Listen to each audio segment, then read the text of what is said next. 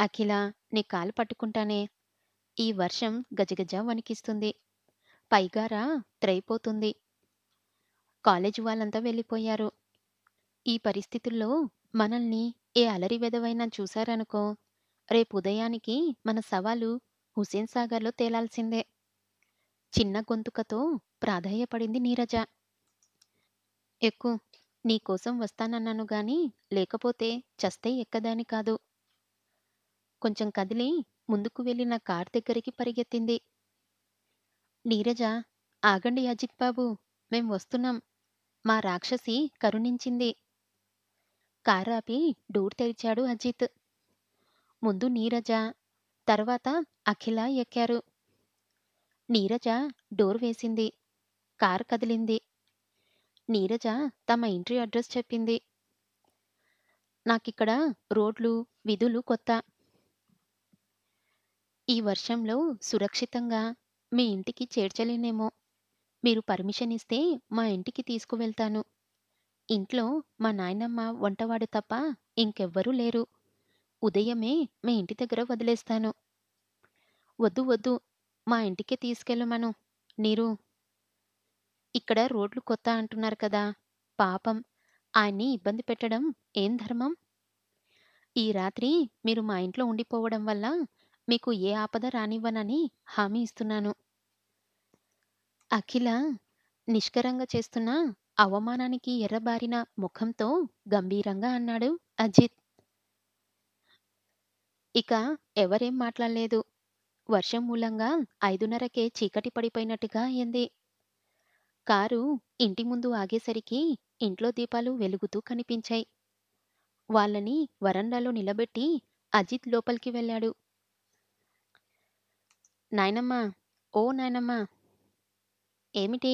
అంటూ యశోదమ్మ గదిలో నుంచి బయటికి వచ్చింది. మనవడి వెంట ఆవిడ బయటికి వచ్చింది. తడిసిన చీరల్లో పుస్తకాలు పట్టుకొని ముడుచుకున్న మొగ్గల్లో నిలబడ్డ అమ్మాయిల్ని ఆవిడ అయోమయంగా చూసింది. ఎవర్రా? పోల్చుకోవటానికి ప్రయత్నించి విఫలమైనట్టుగా అంది. ఆ అమ్మాయిని చూడు. నీకెవరితైనా జ్ఞాపకం వస్తున్నారేమో. చెవులకి జూకాలు, ముక్కుకి పుడక, నున్నగ దువ్విన తల, ఆ కనుబొమ్మలు, ముక్కు, ముఖ్యంగా వంతిరంగు తన కోడలు త్రిపురను పోలినట్టుగా కనిపిస్తుంటే ఆవిడలో ఆనందం ఉవ్వెత్తుగా లేచినట్టుగా అయింది. మళ్ళీ అంతలో అవునో కాదో అన్న సందేహం. ఎవరూ జ్ఞాపకం రావడం లేదా? త్రిపుర. 25 తర్వాత కూడా నీ కోడలు 20 ఏండ్ల పిల్లల్లా ఎలా ఉంటుందనుకుంటున్నావ్ నాయనమ్మా? ఈ అమ్మాయి త్రిపుర పిన్ని మేనకోడలు. పేరు అఖిలాండేశ్వరి. ఇక్కడే ఉమెన్స్ కాలేజ్‌లో చదువుతుందని చెప్పానే. ఆమె ఇహ ఈ అమ్మాయి. నీ పరిచయాలు బంగారంగాను. తడి బట్టల్లో ఆ పిల్లల్ని ఎంతసేపని నిలబెడతావురా? లోపలికి రండమ్మా. ముందు బట్టలు మార్చుకోండి. ఎన్నున్నాళ్ళకి పుట్టింటి బంధువును. అది తన మేనకోడల్ని చూసిన ఆనందం ఆవిడ ముఖంలో వెలుగుతుంటే వాళ్ళని పిలుచుకొని లోపలికి వెళ్ళింది.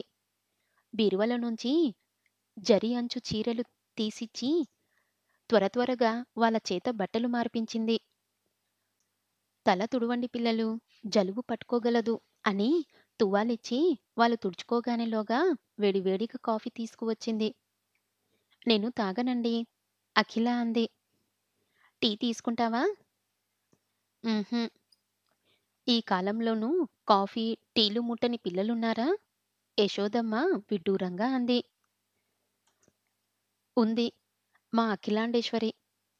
ఇంకా ఈ కాలం పిల్లలకుండాల్సిన చాలా అలవాట్లు ఆమెకు లేవు. ఆచారాలు అందరూ నమ్మకంతోటే చేస్తున్నారా? మీరు చేశారని నేను చేశానని మరో ఒకడు చెయ్యడం తప్పితే మీ ముసలి వాళ్లకు కూడా లేని పట్టింపు మా అఖిలకు అంది నీరజ. పెద్దవాళ్ళు ఏ దారిన నడుస్తున్నారో మనము ఆ దారిన నడవాలని నా ఉద్దేశం. అఖిల తనని సమర్థించుకుంటూ అంది. మంచిదే. అంతకంటే ఏమనలేనట్టుగా అంది యశోదమ్మ. ఆ రాత్రి ఆదిత్యభారం నాయనమ్మకి వదిలి తన గదిలోకి వచ్చి కూర్చున్నాడు అజిత్. బయట వర్షం పూర్తిగా వెలిసింది.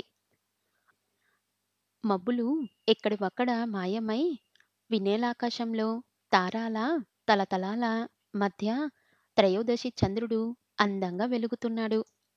కాని అజిత్ ముఖం మాత్రం మబ్బులు మూసినట్టుగా ఉంది. అఖిల ప్రవర్తనకు అతడి మనసు గాయపడింది. తమింటికి రావడానికి ఎందుకలా అభ్యంతరం పెట్టింది?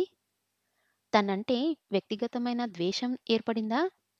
లేకపోతే తన మేనత్తకి జరిగిన అన్యాయానికి కినుకా? ఏనాడో ఏదో జరిగింది. పెద్దవాళ్ళు ముఖాలు చూచుకోకపోతే పిల్లలు కూడా దాన్ని వారసత్వంగా స్వీకరించాలా? అఖిల ప్రవర్తన ఇలా వికటంగా లేకపోతే ఆమె తమ ఇంటికి వచ్చిన ఈ రోజును ఎంత ఆనందంగా మలుచుకునేవాడు? మమ్మల్ని మామగారికి అప్పగించి మీరు మీ గదిలో దూరి కూర్చున్నారా? ఈ అతిథి మర్యాదను మీరు అమెరికాలో నేర్చుకున్నారా?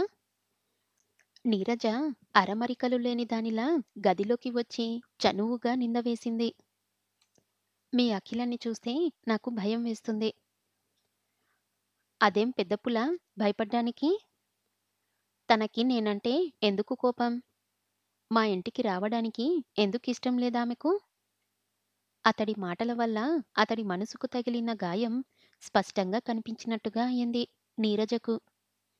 మీరంటే ఎందుకు కోపం? కోపం మీ మీద కాదని నా అభిప్రాయం. 25 ఈ ఇంటికి పెద్దవాళ్ళ అనుమతి లేకుండా, వాళ్ళకి తెలియకుండా రావడం తనకి బాగా అనిపించలేదేమో. ముఖ్యంగా మీ నాన్నగారి వల్ల తన మేనత్తకి జరిగిన అన్యాయానికి మీ పట్ల కొంచెం నీరసలాంటి భావం ఉంటే ఉండవచ్చు. అన్యోన్యంగా ఉండే రెండిళ్ల మధ్య, ముఖ్యంగా దగ్గరి బంధువుల మధ్య ఏ కారణం చేతో సంబంధాలు తెగిపోతే పిల్లలు సరిచేయడానికి ప్రయత్నించాలే గాని పెద్దవాళ్ళ సంతాన్నే వారసత్వంగా స్వీకరించకూడదనుకుంటాను. అన్యాయం జరిగిన వాళ్ళు ఈ మాట అంటే బాగుంటుంది. ఎవరు వారికి అన్యాయం చేయలేదు. ఎవరి దారి వాళ్ళు నడిచారు అంతే. పోతే నాన్న మళ్ళీ పెళ్లి చేసుకొని తన జీవితం శూన్యం కావడం నుంచి తప్పించుకున్నారు.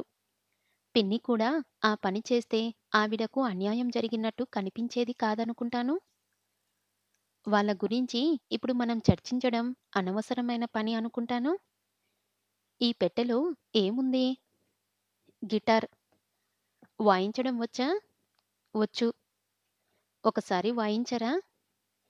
ఇప్పుడెందుకో ఉత్సాహంగా లేదు. మరోసారి వచ్చినప్పుడు వాయించి మీ కోరిక తీరుస్తాను. మేమిక్కడికి రావడం ఇదే మొదటిసారి, ఆఖరిసారి అనుకుంటాను. ఇప్పుడంటే వర్షం వచ్చి వాహనం ఏది దొరకక సమయానికి మీరు వచ్చి పిలవడం వల్ల వచ్చామే గాని మళ్ళీ ఎందుకు వస్తాం? నీరజ గారు, మీక్కూడా మేమంటే ఆ ఇష్టమేనా? అజిత్ దెబ్బతిన్నట్టుగా అడిగాడు. ఆ ఇష్టం కాదండి. మళ్ళీ వచ్చే అవసరమేమిటని. అవసరం పడితే తప్ప రాకూడదా? మీరలా బాధపడితే ఓసారి తప్పకుండా వచ్చి వెళ్తాను గాని ఇప్పుడు పాడండి. ఇప్పుడు పాట వినిపిస్తే మరోసారి వస్తాను. అజిత్ పెట్టెలో నుంచి గిటార్ తీశాడు. ఉండండి, అఖిలని తీసుకువస్తాను. నీరజ గబగబా కిందికి పరిగెత్తింది. ఊరికే పిలిస్తే రాకపోయేదేమో గాని అఖిలకి సహజంగా సంగీతం అంటే ఉండే ఆసక్తి వల్ల నీరజతో పైకి వచ్చింది. అజిత్ తన బెడ్ మీద బాసింపట్టు వేసుకో కూర్చొని గిటార్ ముట్టాడు. తీగలు మీటుతూ ఏదో ఇంగ్లీష్ పాట పాడాడు. మన పాటలేమి రావా? అంటే సరిగమలు, కీర్తనలు. కర్ణాటక సంగీతం నేర్చుకోవడం మొదలుపెట్టి నెల రోజులైంది. వీణ ప్రాక్టీస్, గాత్ర సాధన చేస్తున్నాను. గిటార్ మీద మన కీర్తనలు పలికించడం కొంచెం కష్టమే. గిటార్ పాశ్చాత్యం వాయిదం కదా! మనకు సరిగమలతో ప్రారంభమవుతుంది. సంగీతం గిటార్ మీద ఏం మొదలు పెడతారు? ఏబిసిడీలతో. మీ చేతుల్లో ఉన్నది ఏమిటి? స్ట్రైకర్. మిటడానికి గోరు లేనప్పుడు ఇది పెడతాం. ఇంకో పాట పాడండి. అజిత్ వాచ్ చూసుకున్నాడు. 8:30 అవుతుంది. భోజనం సంగతి మర్చిపోయినట్టుగా ఉన్నారు. వెధవ భోజనం రోజూ ఉండేదే. పాడండి. పాటంటే ఇంత ఇష్టం. మీకు ఏమైనా పాడటం వచ్చా?